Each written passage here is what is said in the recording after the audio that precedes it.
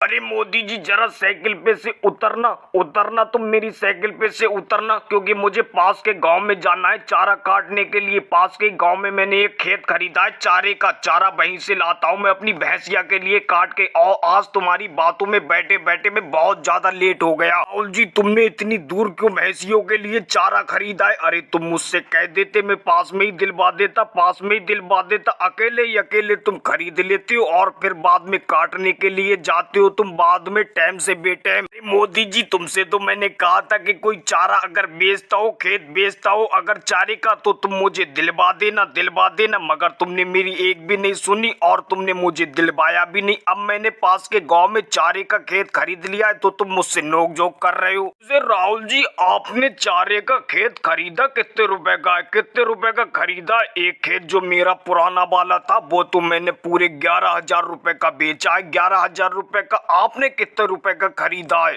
लालू जी तुम्हें क्या बताऊं, तुम्हें तो पता ही है महंगाई का जमाना कितना चल रहा है। पूरा 20,000 रुपए का मैंने वो चारे का खेत खरीदा है और साथ में ये साइकिल भी मैंने खरीद ली। 20,000 रुपए दिए, खेत खरीदा और ये साइकिल खरीद ली। नई साइकिल है साथ में दी उन्होंने मुझे। राहुल जी जब भी तो मैं कहूँ आपके पास तो कोई साइकिल थी भी नहीं, आपके पास साइकिल कहाँ से आ गई? अब मेरी समझ में आया आपके पास साइकिल इस तरीके से आई है। आप साइकिल को बेचोगे मैं खरीद लूंगा आपकी साइकिल और पैसे भी ठीक ठाक दे दूंगा आपको मैं, बताओ। अरे मोदी जी ये साइकिल मैं बेच तो देता आपको, मगर तुम्हें पता है पास के गांव में चारा काटने के लिए जाना पड़ता है। इतनी दूर सिर पे रख के थोड़ी नहीं लाऊंगा मैं चारा, आते आते तो थक जाया करूंगा मैं, इसीलिए मैं साइकिल पे रख के ले आता हूँ चारे को। राहुल जी जब भी आप इस साइकिल को बेचो तो तुम मुझे बता देना,